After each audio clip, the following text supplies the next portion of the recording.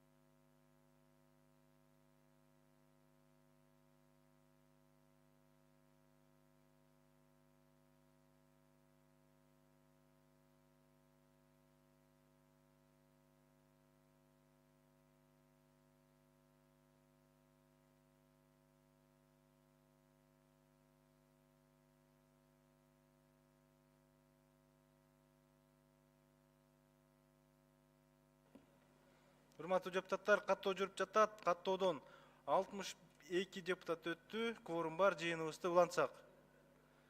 Анда кийинки сөз суроо берүүчү депутат Кыдыралиев Металли Токтаралиевичтер. Рахмат, урматтуу төрага. Исхак Айтбаевич, комитеттин жетекчиси, сизге кайрылам го мен анда.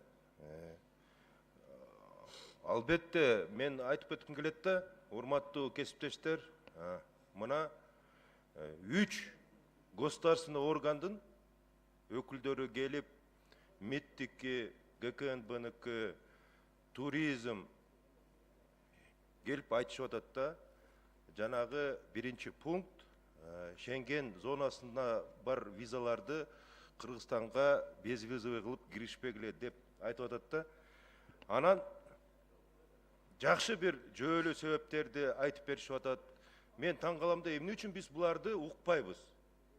Маалыматтын баары ушуларда, тажрыйба бар буларды. Албетте, мына МИДтин өкүлү эң жөнөкөй айтты. На сегодняшний день Кыргызской республики визовый режим, визовая политика, она либеральна депчи. Мына бүгүнкү күнгө айтып атат. Угуп койсок кандай дейсиздер ошонучу? Ма ким жооп берет? Эмне үчүн эле жанагындай шенгенский визаны киргизиш керек? Жанагы дагы мамлекеттерди кошуш керек деп эле мына өкмөттүн мүчөсү отурат. Керек болсо өкмөттүн мүчөсү мына это силердин оружие бул. Визовый политиканы жүргүзгөнчү. Эмне үчүн эле биз мамлекетпиз, эгемендүү мамлекетпиз. Биз көз карандысыз тышкы саясаты менен бар мамлекетпиз.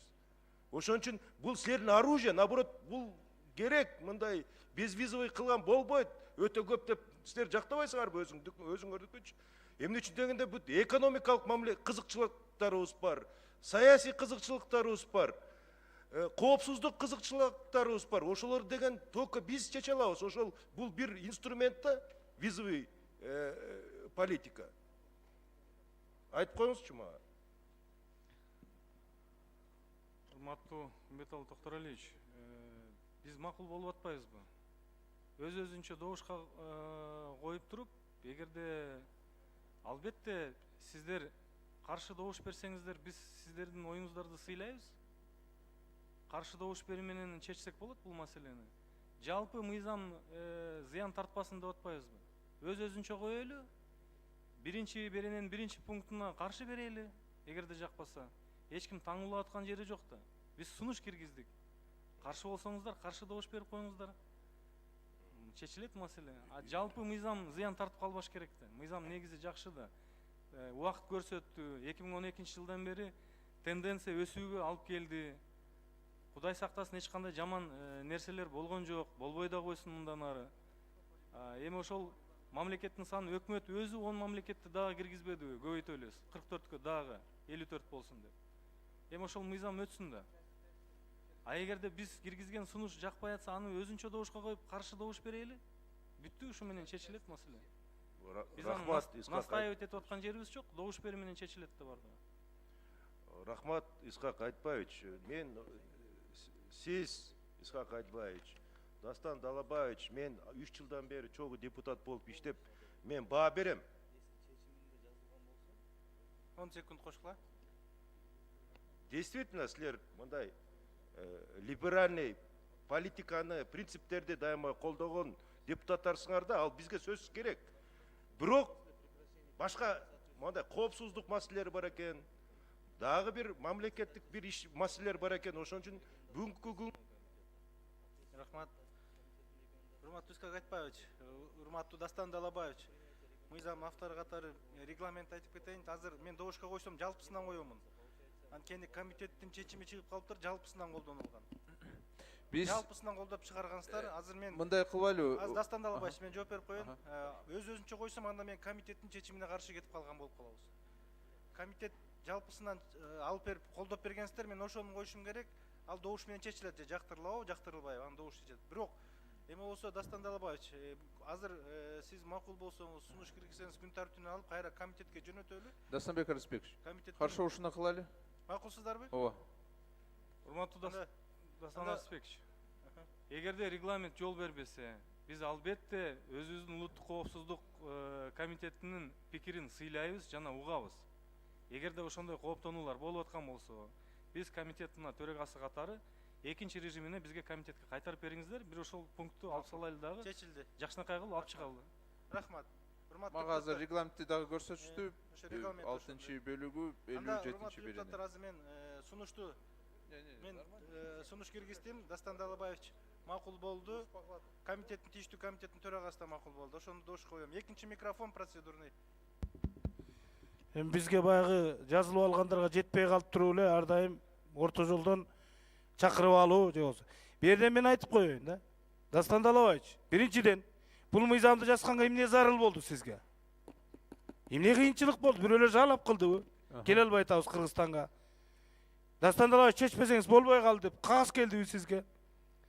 Экинчиден, ГКМнын өкүлү берде отурат, каршы, МВД каршы, президенттин өкүлү каршы, баары каршы. Биз эмне ушунчалык Өзбекстанга тең эле турган өсүп кеткен мамлекет болуп атабы? İçimizdeki течейнелерди кууп чыга албай, депорт кыла албай Кытайлар 981 Кытай соттошуп атат азыр. Токтотпойлу эми бул мыйзам жөн иштеп атканда 220 жылга чейин иштеп аткан мыйзам болчу. 220дан кийин анан өсүп кетсек көрөлү да. Мен Афганистан согушуна катышкан жаранмын. Кудай сактасын, бизди сактап келатат Кудай. Кудай сактасын. Үйдөн чыкпай калган заман болуп калат, этият болгула. Чыга албай каласыңар үйүңөрдөн. Кечирип койгула, ошон үчүн биз мамлекеттин коопсуздугу менен мамлекеттин ичинде жашап аткан элдин ден соолугун сакташыбыз керек. Мен ошон үчүн бул мыйзамды негизи эрте деп ойлойм. Мен жооп берсем, мен макул болдум. Урматтуу Дастанбек Арыспекович, сиздин сунуш менен туура эле болот го. Комитетке жиберип, биз ошол жерде оңдойлу. Ал эми зарылчылыгы дегенде, эми мындайда кагаз түшпөй калса эмне биз анда отура беребизби? Эми мындайда туристтик потенциалды өстүрүүгө ошону салым кошоюм деп, ошон үчүн мен сунуштарды ушундай бергем. Рахмат, Дастан Далабаевич. Анда урматтуу депутаттар, мен азыр добушка коем, маселени аз берем. Маселени күн тартибинен алып коюп, анан комитет карайт кайра. Үчүнчү микрофон. Рахмат, урматтуу төрага, урматтуу коллегалар, мына комитетте каралып атат, тем более коопсуздукка тиешелүү комитет экен. Мен сунушта, просто мен жолугушууда элем, радиодон угуп отурдум да. Көптөгөн мамлекеттердин аттары айтылып атат да. Тигил жакты кандай кылабыз, бул жакты өтө алыстагы чет өлкөлүк мамлекеттер, биздин коңшуларды. Анан ушундай биздин мамлекеттин коопсуздугуна тиешелүү болгон башка мамлекеттер жөнүндө ушунчалык көп маалымат айтылып аткан маселе болгондо, мында жабык режиминде айтып карасак өтө жакшы болмок да.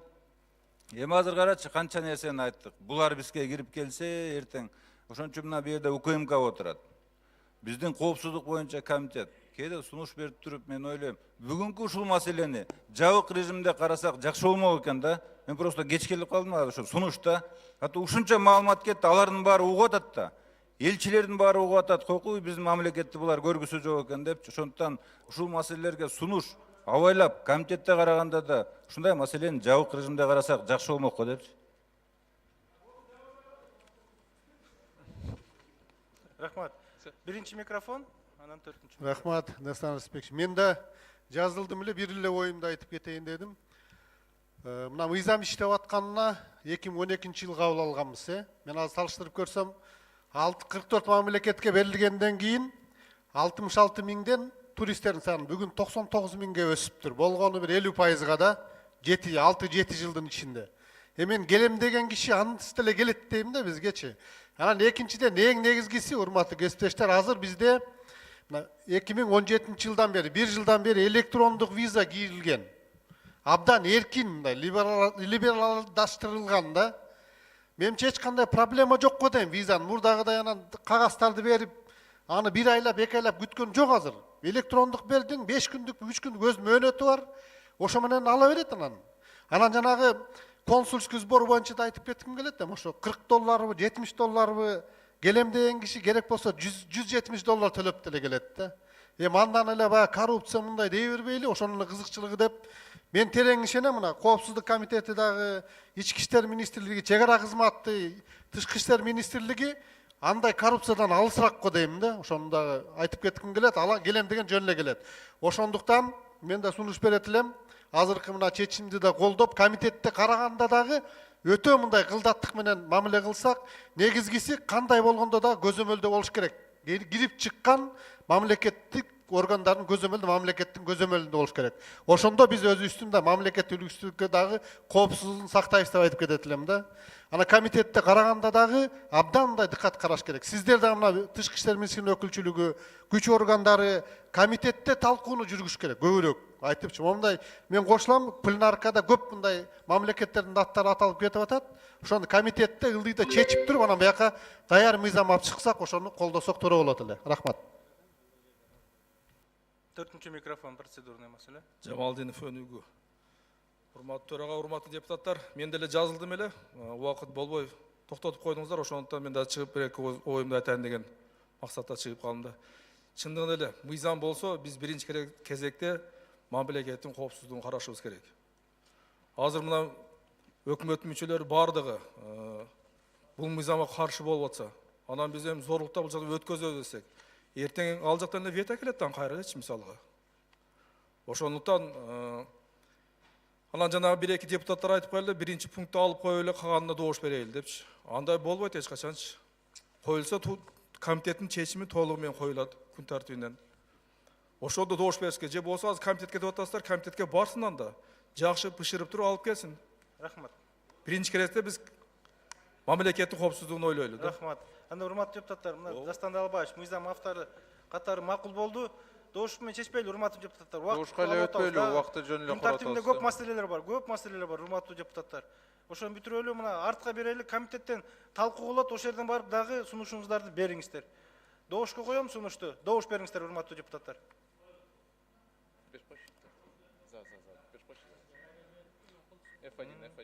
Күн тартибинен алып, комитеттен кайра кайрылат.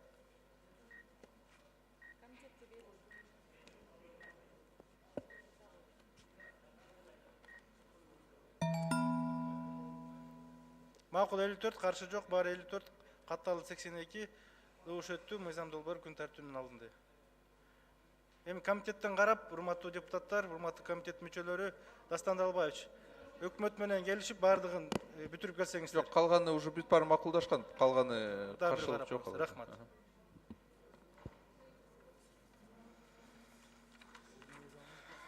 Күн тартибиндеги кийинки маселе, урматтуу депутаттар. Бул маселе боюнча келгендер бар берсеңиздер болот. Кыргыз Республикасынын эл аралык келишимдери жөнүндө Кыргыз Республикасынын мыйзамына өзгөртүүлөрдү киргизүү тууралуу мыйзамдын долбоору биринчи окууда киргизилет. Демилгечи депутат Жапаров Акылбек Үсенович. Эл аралык иштер коргоо жана коопсуздук боюнча комитети караган. Баяндамачы депутат Жапаров Акылбек Үсенбековичте, мыйзам долбоорлорунун демилгечиси. Сөз Жапаров Акылбек Үсенбековичте. Рахмат, урматтуу төрага, урматтуу коллегалар. Кыргыз Республикасынын эл аралык келишими жөнүндөгү Кыргыз Республикасынын мыйзамынын 4-чү беренесине ылайык тараптардын макулдашуусу боюнча эл аралык келишимдер келишимдин катышуучусунун тилинде, башкача айтканда чет тилде түзүлүшү мүмкүн экендиги каралган. Бирок ал жерде эл аралык келишимдер кыргыз тарап катышып аткан жерде мамлекеттик тилде же расмий тилде болушу көрүнбөй калган да. Ошондуктан бул мүчөлүштү оңдош үчүн атайын мыйзам карап чыктык. 402 мыйзам биз парламенттен ратификациядан өткөзүп бериптирбиз. Ошонун алкагында 10 миллиардка жакын сырттан карыз келди. 3 миллиардка жакыны грант, 7 миллиардтан ашыгы кредит келди. Бирок ошо 402 мыйзамдын ошо келишимдердин нускасын карай турган болсоңуздар, расмий тилде дегилери бар, бирок мамлекеттик тилде бир дагы мыйзам жок экен да. Бул биринчиси. Экинчиси, мен ойлоп атам, ушу биз финансалык гана келишимдерге, заемдорго өзгөртүүлөрдү киргизип атабыз. Тактоо иретинде дагы кайсы финансалык заем болбосун, мамлекеттик же расмий тилде бир нускасы болуш керек. Сөзсүз түрдө да. Муну киргизип атканыбыз, урматтуу төрага, урматтуу коллегалар, депутаттык комиссия ТЭЦ-тин алкагында ызы чуу чыкканда караштырып, териштирип көргөндө, финансы министри шашып, англис тилиндеги нускага кол коюп, 386 миллион доллар алынып калган да. Анын орусчадагы, кыргызчадагы варианты болгон эмес. мындан ары мындай мүчөлүктөр болбош үчүн биз кийинки кыргыз тараптан өзү катышуучусу болуп туруп өзүнүн тилинде же болбосо расмий тилде бир нуска болсун деп атабыз. Комитетте талаш тартыш жаратканы эгерде оригинал, мисалы англис тилинде, анан кыргыз тилинде болуп калса, кайсы нускасын табыш керек. Оригинал катары ошонун тегерегинде арбитражда каралган деген жерде мен мамлекеттик же расмий тилдеги нускасы оригинал болуп эсептелсин десем, мен эл аралык комитетте коллегаларым мени ынандырышты. Аны договордун ичинде караштырып турайлы дегенде. Ошондуктан, урматтуу коллегалар, чыр-чатак боюнча немесин экинчи, эгерде арбитраж боло турган болсо, экинчи окууга келгенде бул жерин оңдойбуз. Бирок бир нерсеси, мындан ары финансылык заемдор боло турган болсо, бир нускасы мамлекеттик же расмий тилде болсун дегенди сиздерди колдоп берип коюңуздарды өтүнөм. Рахмат. Рахмат. Урматтуу депутаттар, мыйзам долбоорун боюнча маалымат уктуңуздар. Суроолор таблон бериңиздер. Сөз Сулейманов Бахадыр Исхаковичте. Рахмат. Акылбек Усенбекович, действительно, вы поднимаете очень такой важный вопрос, своевременный. То, что действительно вы говорите по ТЭЦу, и многие такие факты, где договора некачественные, международные, и влекут за собой такие последствия. Но я хотел бы одно сказать, спросить у правительства, почему правительство сегодня отрицательное заключение по этому законопроекту? Правительство дало не отрицательное заключение. Правительство считало бы целесообразным оставить старую редакцию. Почему? Ну, наверное, представитель правительства должен сказать. Ну, я думаю, целесообразно, да. Вот я бы хотел обратить особое внимание на статью 2 тогда этого закона, Акылбек Усенбекович, где говорится, я вам хочу зачитать даже статью 2 международного договора, где есть такое понятие антиютичность текстов, которое означает, что все тексты одного и того же международного договора составлены на разных языках, но имеют одинаковую юридическую силу. Так что я думаю, действительно, правительство говорит, если нет ничего такой проблемы, все, надо их составлять на государственном языке, составлять. Но самое главное же, мы здесь говорили о качестве переводов, Акылбек Усенбекович. Это первое. Второе, чтобы не принимали законы в 3 чтениях, что мы раз, да, и сразу приняли в 3 чтениях. Третье, я хочу сказать, а просто методом надо исключить, Дастан Артибекович, вот эта практика у нас, которая уже всегда влечет за собой плохое. И то, что третье, я хочу сказать, уважаемые коллеги, приносит во время заседания на комитете закон. Вот нужно его принять срочно, сегодня, это международные договора, нам дают гранты, там есть гранты, надо его, и вот из-за этого влечет на нас за собой огромные проблемы. Мы не успеем изучить его и не успеем перевести его качественные переводы, получить. И потом мы подписываем такие соглашения международные, и потом влечет за собой такие проблемы. То, что я, Акылбек Усенбекович, мы с вами и говорили, о Венской конвенции, где тоже прописано четко, говорится, оригиналы текста всех являются все языки, которые договора, они имеют юридически одинаковую силу. И третье, я последнее хотел сказать, давайте мы в кодексе о нарушениях пропишем там четко, Акылбек Усенбекович, ответственность лиц, которые... 10 секунд. В кодексе о нарушениях, Акылбек Усенбекович, пропишем. И чтобы люди несли ответственность, которые ведут переводы и так далее, работают над этими договорами. Спасибо большое, Бахадыр. Урматтуу депутаттар, суроого жана талкууга боюнча, чек коюу боюнча сунуштар келип түшүп атат. Сунушту добушка коем, добуш бериңиздер.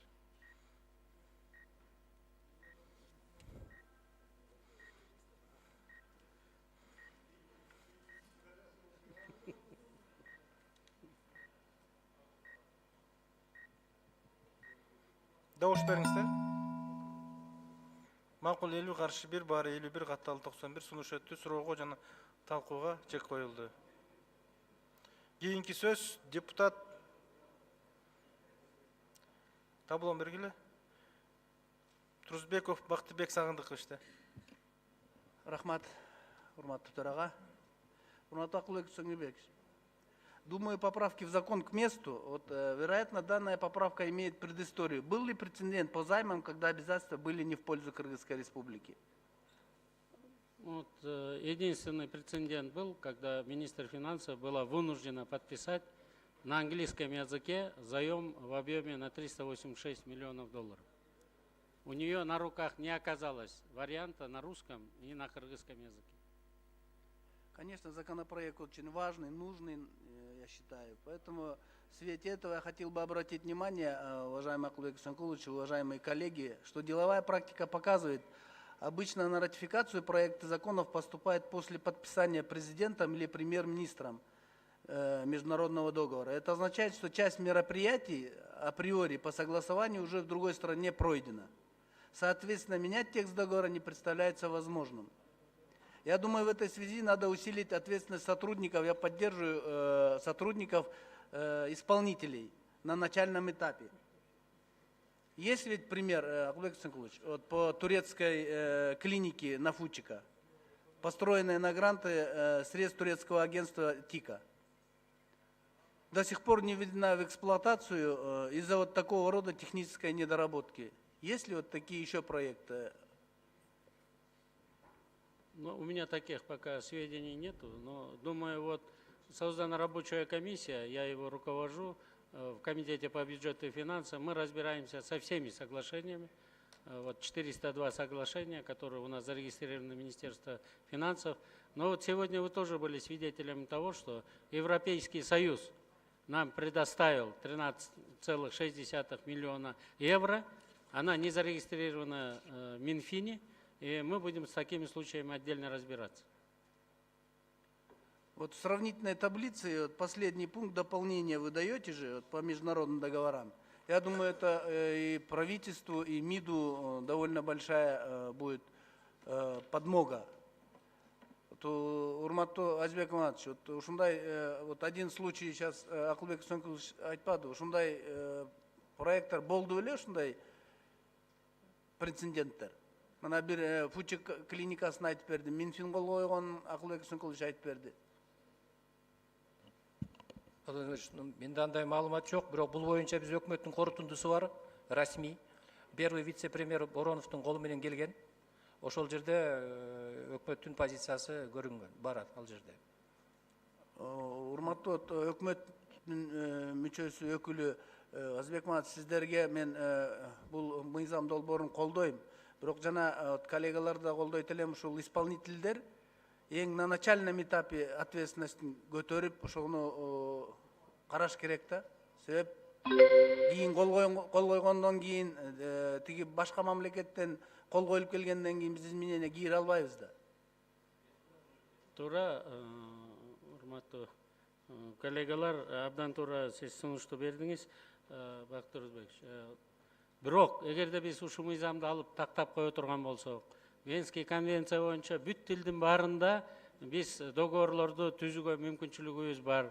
Бирок Кыргыз Республикасы болгондон кийин, Кыргыз тарап түзүп аткан финансылык заем боюнча биздин келишимдердин баары кыргыз тилинде, же болбосо орус тилинде сөзсүз түрдө нускасы болсун деп атабыз да. Сөзсүз түрдө. Мына ушуну бир концепциясын колдоп берсеңиздер, калгандарын биз экинчи окууга келгенде чогуу сиздер менен кириштирип берели, жоопкерчиликтерин да карап. Эгерде ушундай мыйзам болсо, анда премьер болобу, министр иностранных дел болобу, президент болобу, чет мамлекетке чыкканда сөзсүз түрдө кыргыз тилинде, же болбосо расмий тилде нускасы болмоюнча соглашенияларга кол койбой калат да. Мен дагы бир жолу тактап кетейин деп атпаймынбы? Вот именно 10 секунд. Исполнителях, чтобы договора предварительно геп Венский конвенция любой тилде болсо да геп тилинде эмес да, а жоопкерчилигинде шайкеш келип соответствие перевода кыргыз тилине, орус тилинен, англис тилинен. Туура. 10 секунд бергиле. Шайкеш келиш керек да, гептин баары не в языке договора, а в самом исполнителе. Которгон анан биздикилер жакшы эле которулат да. Ошонун исполнительдерин эмесин жоопкерчилигин прописать. Чоң рахмат. Рахмат. Өкмөт өкүлү жооп берем дейт. Бактыр Санбеш, бул ягынан сиз айткандай бизде дагы мыйзамда бекитилген мамлекеттик тилде, расмий тилде, анан ошол келишим түзүлүп аткан өлкөнүн тилинде депчи. Бирок өзүңүздөргө белгилүү болгондой көп эл аралык мекемелер менен түзгөндө биздин тилди эске албайбыз деп ошол моменттер көп болот. Ошого биз корутунду бергенде ушунун аткарылышы жөнүндө бир топ маселе жаралып калат деп ошол корутунду ошого бердик. Жок, сиз туура эмес маалымат берип атасыз. Тилекке каршы биринчи вице-премьер дагы жакшы бул маселени талдабай туруп кол коюп берген окшойт. Кайсы эл аралык финансылык институт мына 91-жылдан ушу жылга чейин кыргыз тилинде же расмий тилинде нускасы болсун десе каршы чыгып атат. Англис тилинде болсун дейт, туура. Бирок кыргыз же орус тилинде дагы сөзсүз түрдө болсун да. Мен мисалы 90-жылдан бери эле жүрөм, билбейт экенмин мындай прецеденттер. Рахмат. Кийинки сөз депутат Рыспаев Кожобек Жайчыбекович. Акылбек Үсөнбекович, алып чыгып аткан мыйзамыңыз мындай патриоттуу мыйзам да. Бирок эл аралык деңгээлде караганда, мына азыр өкмөттүн өкүлү айтып атпайбы? Жана дүйнөлүк банктар, Евразиялык банк, Азиатский банк, жана акча алып атпайлы, алардын баары тең. Алардын требованиясы кандай? Бир кызыгып көрдүңүзбү? Кызыгып көрдүм. Аларга мен кол коюп жүргөн кишимин. Алардын бизге коюп аткан талаптары англис тилинде болуш керек. Жана кайсы өлкө алып атса, ошонун тилинде сөзсүз түрдө келишим болуш керек деп турат. Мен ойлойм, бул сапаттуу котормодо да перевод качественный болуш керек. Перевод качественный болсо, ички өзүбүз мамлекетибиз ички кагаздар менен иштейбиз. Биз азыр ушуну менен өкмөттүн өкүлү айткандай дагы кыйынчылык туудурабыз. Андан көрө мен ойлойт элем ушул мыйзамдын алкагында техникалык, экономикалык негиздемеси жок, өкмөт алып келбесин деп кирисек болот. Мына жана Твея менен, ТЭЦ менен, датка кеминдер менен эмне болду? Шашып, бизге керек. Ушул мыйзамды албасак болбойт. 10 күндүн ичинде Нексим банктан акча бербей коет. Деген шаштыруу жол менен ТОсу чала бүткөн, бүтпөй калган ТО менен биз ратификация алып бергенбиз. Мына ушундайларды киргизсек болот. А сапаттуу перевод, сапаттуу которуу болсо, орусчада, кыргызчада биз өзүбүздүн мамлекет тилде дагы берде окуп, түшүнүп, өзүбүздүн суроо жоопту берет элек да. Мен ойлойм ошол туура болот го деп, Акылбек Үсөнбекович. Кожобек Жайчыбекович, айтканыңыз кынтык жок. Бирок бул бөлөк статья менен кирсин деп биз дагы бир мыйзам жазып атабыз. ТОлор боюнча атайын бул мүчөчүлүктөрдү да оңдойбуз да. Бул ушу биздин келишимдерди кыргыз тарап түзүп аткан финансылык келишимдерде англис тили болсун, Кытай тили болсун. Мына 10 жылдан кийин Индия 2-нчи орунга чыккан тат.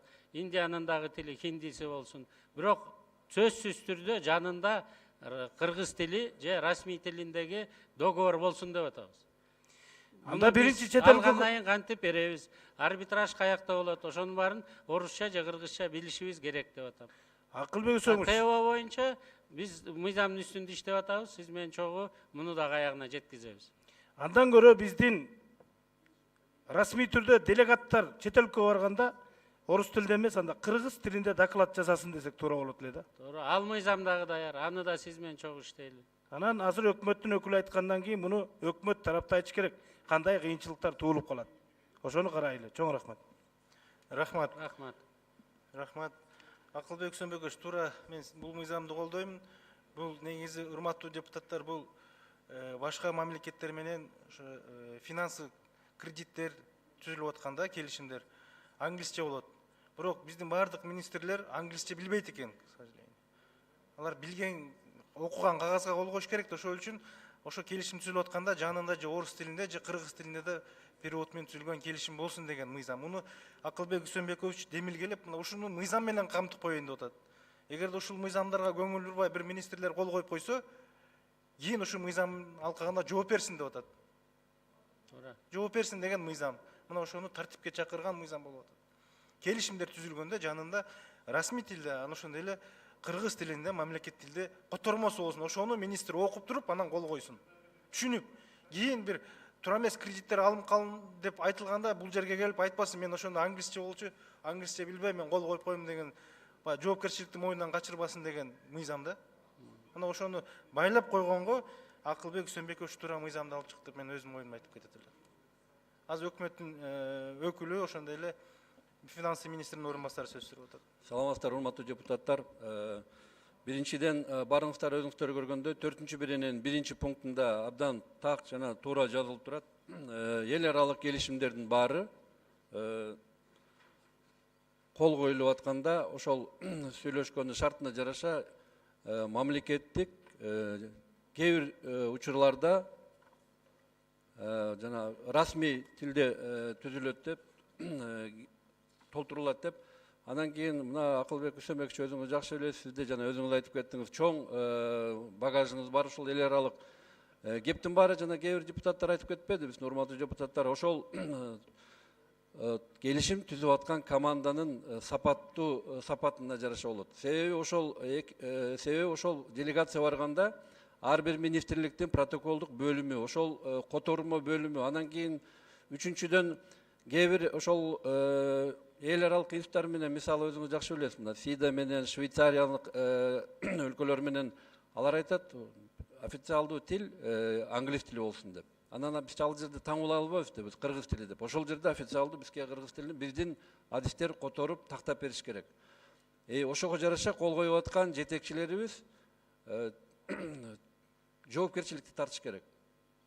Анан бул жерде 1-пунктунда ошол так жазылып турса, анан биз кайра толуктоо киргизген, ошон үчүн өкмөттүн жанагы берип аткан корутундусу ошол мурунку эле редакциясында калсын деп ошон үчүн берген. Мен негизи биздин парламенттин жетекчиси сүйлөгөндөн кийин сүйлөчү маселем. Сиз өкмөттүн өкүлдөрүнө дагы бир замечание берип койсоңуз. Айтпайын дедим элем, дагы бир жолу айтайын. Мен котормосу жөнүндө сөз айткан жерим жок. Кыргыз тарапта кол коюлуп атканда англис тилине дагы кол коюлсун. Орус же кыргыз тилиндеги договорго дагы ошол жерде кол коюлсун деген сөздү айтып атам. Эми болуптур, биз ошибка кетириптирбиз убагында. Эми жашыраак силер келдиңер, жок дегенде кыргыз тилинде, орус тилинде договор түзүп алгыла деп. 10 миллиард доллардын дайынын эмнеге таппай атабыз? Мына азыр Европейский Союздан келген 13 миллион 600 миң евронун дайынын таппай атабыз. Англис тилинде кол коюп алганбыз. Верховенство права дегенди которуп койгонбуз, 10 миллион евро кетип атат. Кимге кетти деп сурасак, мына өкмөттүн мүчөлөрү, прокуратура, СНБ, МВДнын кишилери билбейт. Ушундай мүчөлүштүктөр болбосун деп атабыз. Мындайын көздү ачып чоң. Кыргыз тилин билбесеңер, анда орус тилинде кол коюп бергиле деп атабыз. Ушул экиндей акчаны алып атканда. Котормосу жөнүндө сөз болгон жок бул жерде. Урматтуу Дастанбек Арсбекович, эң туура түшүндүңүз, сиз туурасын айтып бердиңиз. Өкмөт менен биз бюджет боюнча маселелерибизди конституция боюнча ордуна коюп алганбыз. Бюджетти өкмөттүн макулдугусуз такыр кабыл ала албайбыз. Калган мыйзамдардын баары бул парламенттин прерогативасы. Биз мыйзамды кандай кабыл алсак, булар ошону аткарганга бул жерден туруп бизге ант берген. Рахмат. Колдооңуздар. 6-й микрофон процедурный. Рахмат. Я хочу зачитать здесь 4-ю статью. Акылбек Усенбекович, представитель правительства, очень правильно сказал.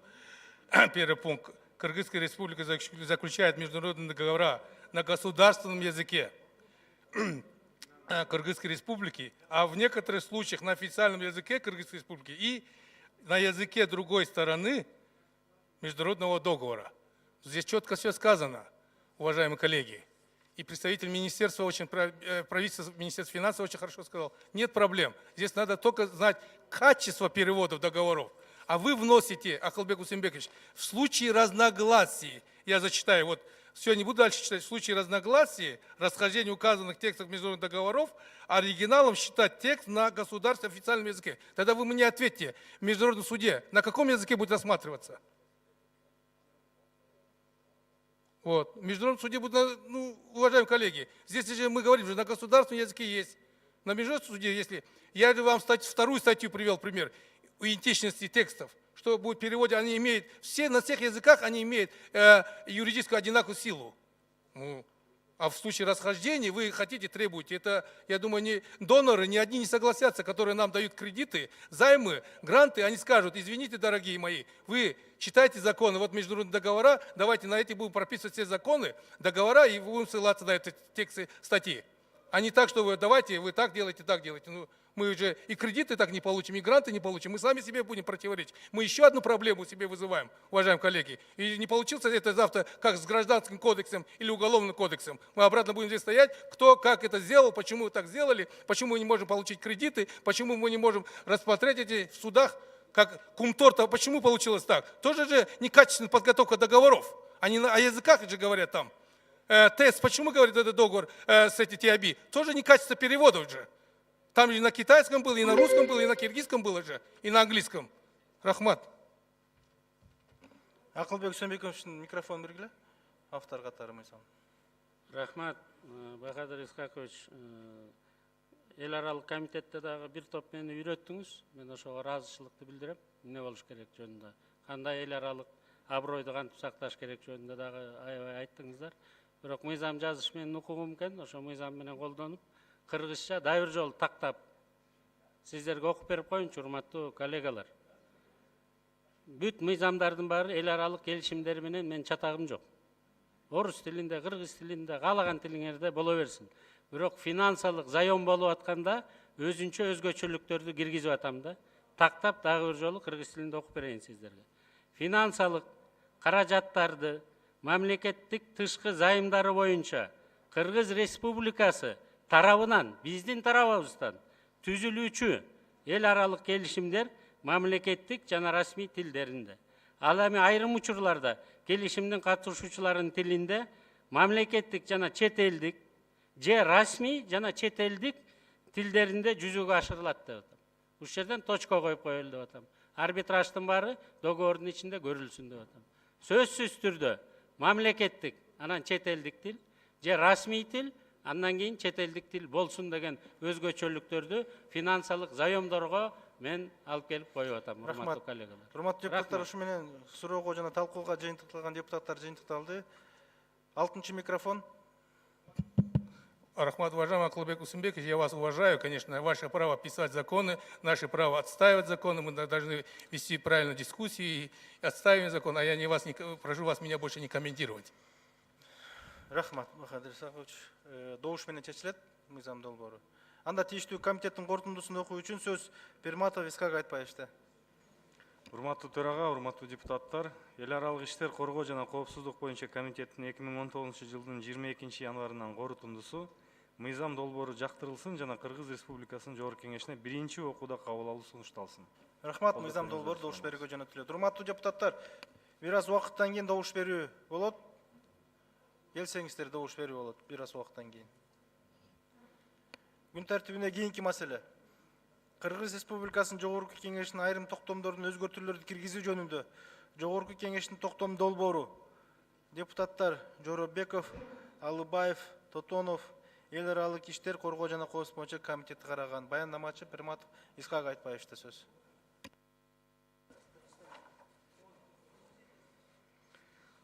Урматтуу депутаттар, Кыргыз Республикасынын Жогорку Кеңешинин айрым токтомдоруна өзгөртүүлөрдү киргизүү жөнүндө Кыргыз Жогорку Кеңештин токтом долбоору киргизилет.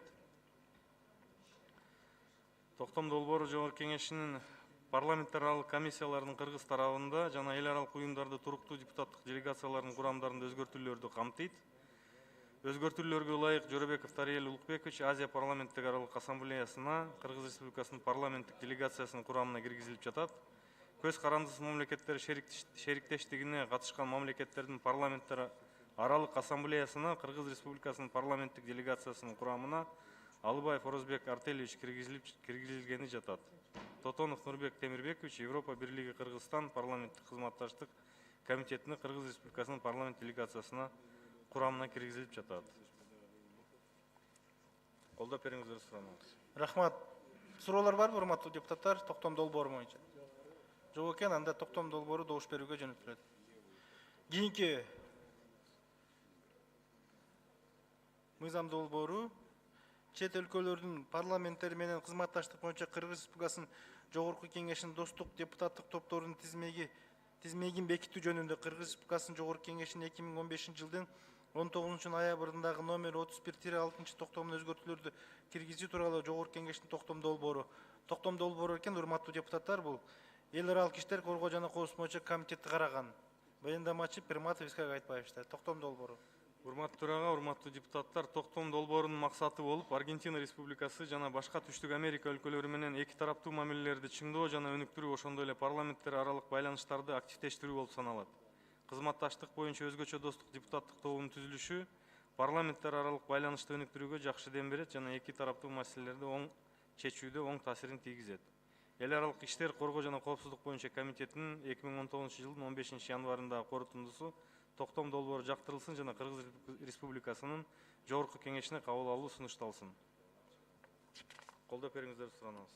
Рахмат. Токтом долбоору боюнча урматтуу депутаттар. Карашев Алазимов суроо бар экен. Микрофон бергиле. Рахмат, Дастан Арсбекович. Мына токтом долбоору менен таанышып жатып, менде бир мындай суроо туулуп атат да. Токтомдун 2015 жылкы экинчи тиркемесин карасак, бизде мына кызматташтык, достук депутаттар топтору бар экен. 31 топ бар экен да, ошондойчу достук топтору. Анан мен биринчи эле карап көрдүм, мына СНГ мамлекеттеринен Россия Федерациясы менен бизде 55тен ашык депутаттарыбыз ошого жазылыптыр. Ошол достук тобуна мүчө болуп кириптир да. Ошол 55тин карап көрсөм, бир 15-теyi бүгүнкү күндө депутат эмес. Жок бүгүнчү. Бирөөсү кызматка кеткен, башкага кеткен. Мен кабыл айтайын деген ошо комитеттин жыйынында ушул токтомду карап атканда бир комплекстүү дагы бир токтомдун тиркемесине бир карап койсок жакшы болмок экен да. Мына ошону карап алып азыр өзгөртүү кирип койсок, мына Сатыбалдиев Кыямбек дейт мисалы үчүн, ал 2 жылдан ашып калды, губернатор болуп кеткен. Ушундай көп да 15 киши бүгүн депутат эмес. Мүмкүн ушуну кийинки караганда же кандай бир карап туруп ушундай бир тактап, мүмкүн фракциянын лидерлери менен сүйлөшүппү же депутаттарга жарыя кылып бир оңдоп койсок, менимче жакшы болот эле да, бир жолу эле кабыл алып койсокчу өзгөртүүнү токтомго. Могу сунуш боюнча, долбоор боюнча каршылыгым жок. Анан да бир карап койсок, рахмат. Урматтуу Алазимович, монитордогу маалымат, эскирип калган маалымат болсо керек. Биз комитетте улам депутаттардын курамына ылайык, өзгөртүүлөргө ылайык дайыма жаңыртып турабыз, палатага алып чыгып турабыз. Алазим, сунушту эске алабыз. Искак Айтбаевич, мага берген документти карап, астымдан ачып көрсөтпөй. Өзүңүз дагы ачып көрсөңүз, комитеттин төрагасы катары, анан айтсаңыз, мен муну асмандан алган жокмун, сиздердин берген материалдан айтып атам силерге. Ошону айтып атам, ошо монитордогу маалымат туура эмес маалымат. Мага берген айтып атам да, окуганым айтып атам сизге. Рахмат, Алазим. Туура эмес болсо оңдоп койгула. Карайбыз, сунуштарды эске алабыз. Ревизияга алып келебиз. Урматтуу депутаттар, ушу менен токтом долбоору боюнча суроолор жыйынтыкталды. Анда токтом долбоору добуш берүүгө жөнөтүлөт. Күн тартибинде акыркы маселе, урматтуу депутаттар. Кыргыз Республикасынын президенттин каршы пикири менен кайтарылып берилген аскер кызматчыларынын жана окуу менен атайын жыйындарга чакырылган аскерге милдеттүүлөрдүн жана аларга теңештирилген адамдардын өмүрүн жана саламаттыгын милдеттүү мамлекеттик камсыздандыруу жөнүндө Кыргыз Республикасынын мыйзамына өзгөртүүлөрдү киргизүү тууралуу Кыргыз Республикасынын мыйзамын макулдашылган вариантын иштеп чыгуу үчүн макулдашуу тобун түзүү жөнүндө Жогорку Кеңештин токтом долбоору мыйзам долбоорунун демилгечиси өкмөт эл аралык иштер коргоо жана коопсуздук боюнча комитетти караган. Баяндамачы Пирматов Искак Айтбаевич, эл аралык иштер коргоо жана коопсуздук боюнча комитеттин төрагасы. Сөз сизде.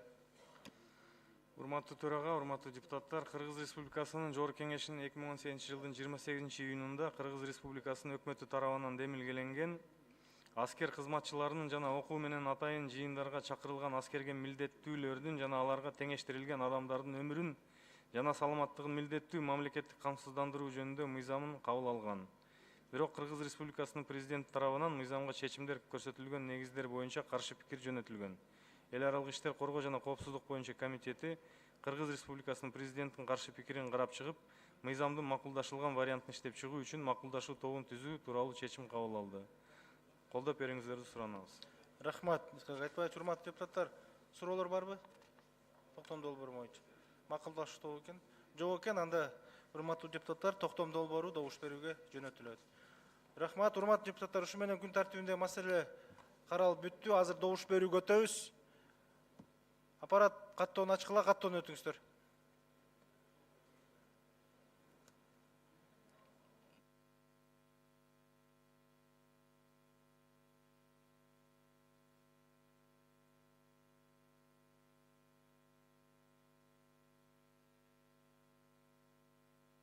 Каттоодон өтүңүздөр, добуш беребиз, урматтуу депутаттар.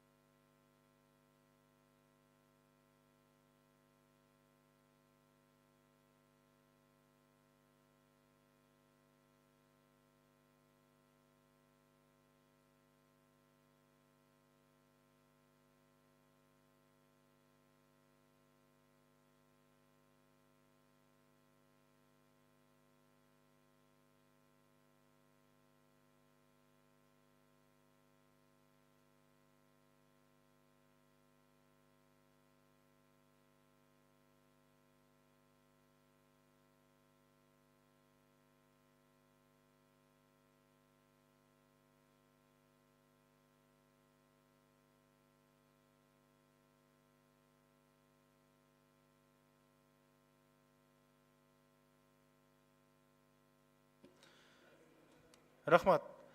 Урматтуу депутаттар, каттоо жүрүп жатат. Каттоодон 91 депутат өттү. Кворум бар. Добуш берип өтсөк, каттоодон өтүп бүттүңүздөрбү? Жок, депутаттардыкын өчүрүңүздөр. Жок, депутаттардыкын өчүрүңүздөр.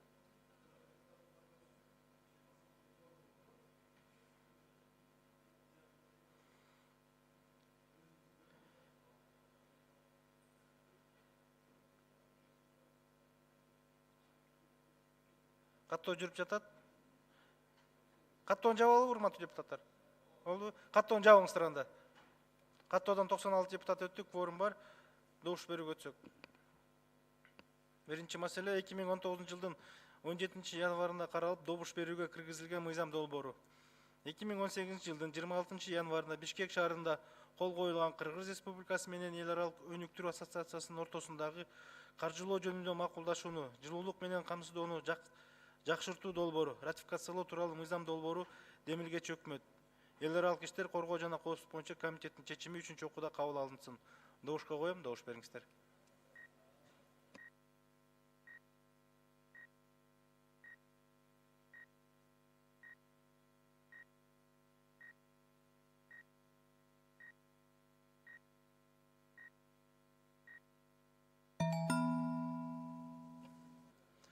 Макул 94, каршы 2, баары 96, катталып 96, мыйзам долбоору өттү. Кабыл алынды. Эми 2019 жылдын 23 январында каралып, добуш берүүгө киргизилген мыйзам долбоорлору.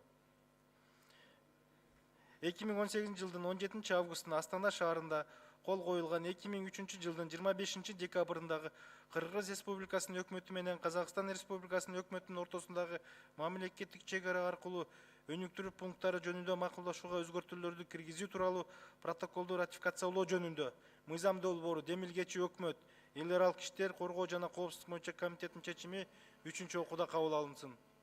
Добушка коем, добуш бериңиздер. Добуш бериңиздер, урматтуу депутаттар.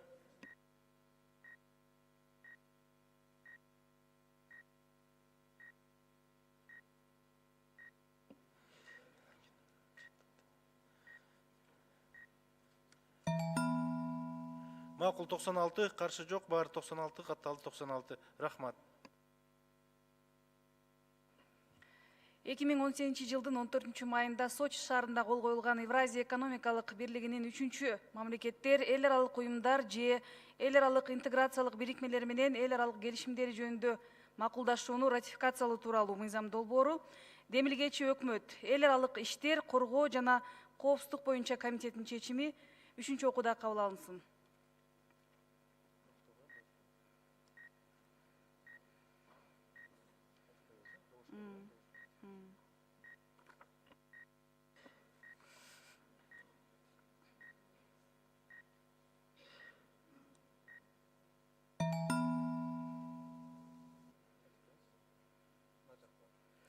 Макул 96, каршы жок, баары 96. Добуш өттү.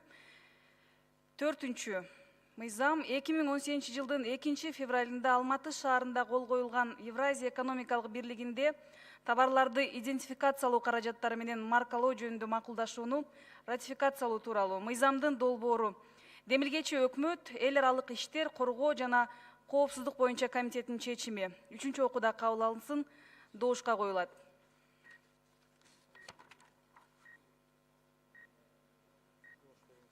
Добуш бериңиздер.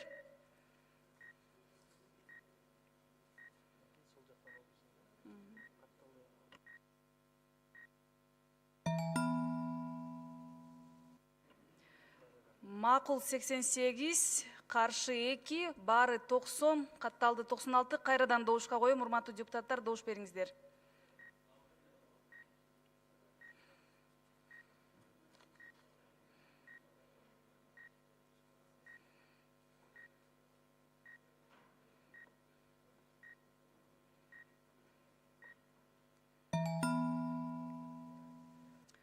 Макул 94, каршы 2, баары 96, добуштан өттү.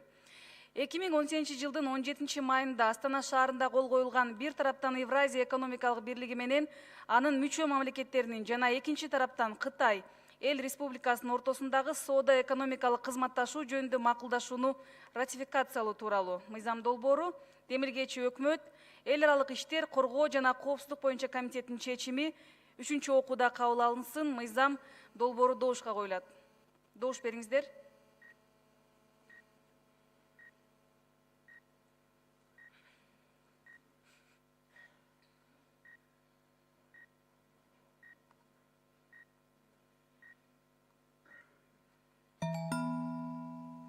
Макул 96, каршы жок, баары 96.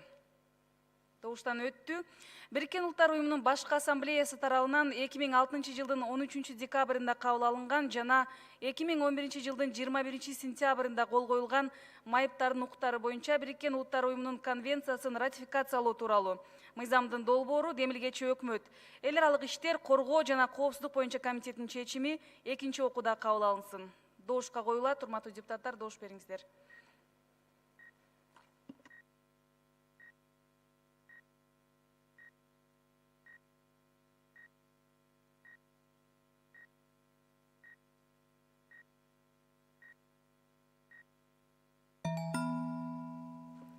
Макул 95, каршы 0, катталды 96.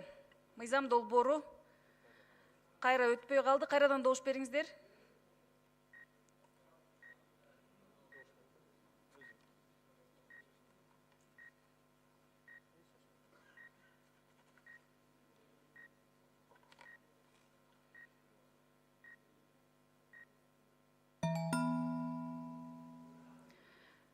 Макул 95, каршы 0, баары 95, катталды 96. Урматтуу аппарат, жок депутаттардын компьютерлерин өчүрүңүздөр, кайрадан добушка коем.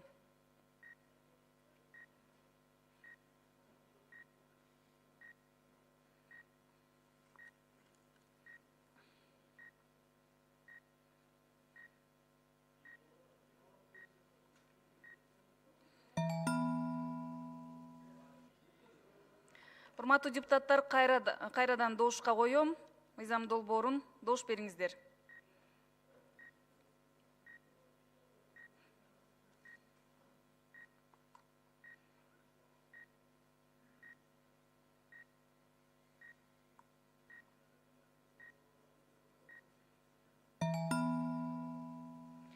Макул 96, каршы жок, катталды 96. Мыйзам долбоору добуштан өттү.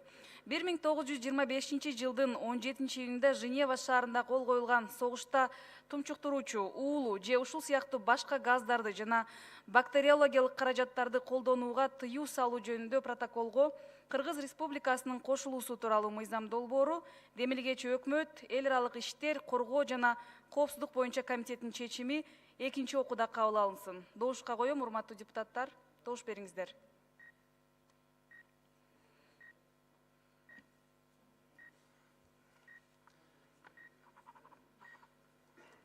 Кийинки мыйзам долбоорду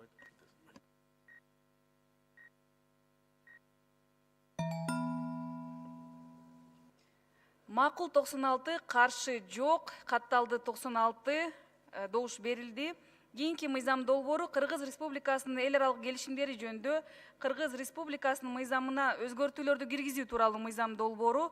Демилгечи депутат Жапаров эл аралык иштер, коргоо жана коопсуздук боюнча комитеттин чечими биринчи окууда кабыл алынсын.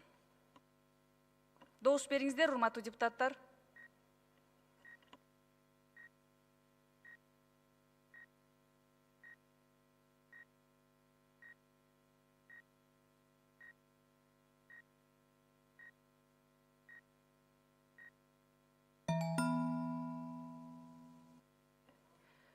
Макул 84, каршы 12, баары 96, катталды 96, мыйзам долбоору кабыл алынды. Кийинки мыйзамга өтөбүз. Кыргыз Республикасынын Жогорку Кеңешинин айрым токтомдоруна өзгөртүүлөрдү киргизүү жөнүндө. Жогорку Кеңештин токтомунун долбоору депутаттар Жоробеков, Алыбаев, Тотонов жөнүндө. Эл аралык иштер, коргоо жана коопсуздук боюнча комитеттин чечими токтомдун долбоору кабыл алынсын. Добушка коем, урматтуу депутаттар. Добуш бериңиздер.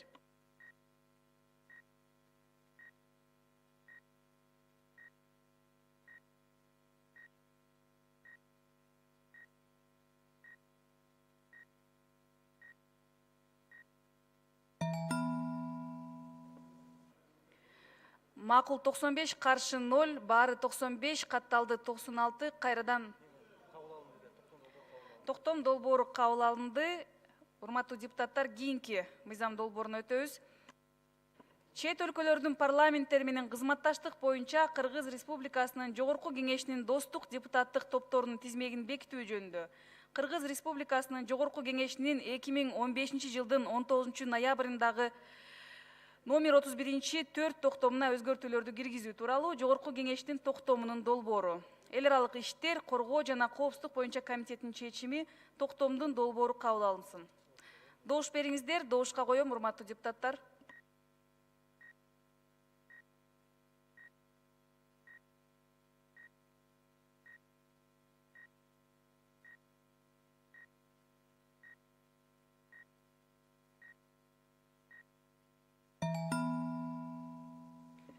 Макул 91, каршы жок, баары 91, катталды 96, токтом долбоору кабыл алынды. Урматтуу депутаттар, кийинки токтомдун долбоору акыркы долбоор Кыргыз Республикасынын президентинин каршы пикири менен кайтарылып берилген аскер кызматчыларынын жана окуу менен атайын жыйындарга чакырылган аскерге милдеттүүлөрдүн жана аларга теңештирилген адамдардын өмүрүн жана саламаттыгын милдеттүү мамлекеттик камсыздандыруу жөнүндө Кыргыз Республикасынын мыйзамына өзгөртүүлөрдү киргизүү тууралуу Кыргыз Республикасынын мыйзамынын макулдашылган вариантын иштеп чыгуу үчүн макулдашуу тобун түзүү жөнүндө Жогорку Кеңештин токтомунун долбоору.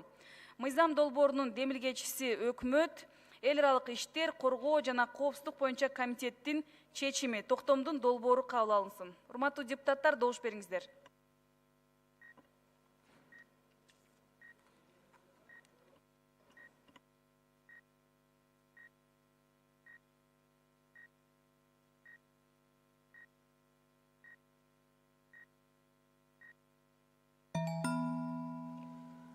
Макул 93, каршы жок, баары 93, катталды 96, токтом долбоору кабыл алынды. Урматтуу депутаттар, бүгүн жакшы иштеп бердиңиздер. Кийинки жыйынга чейин сак саламатта калыңыздар.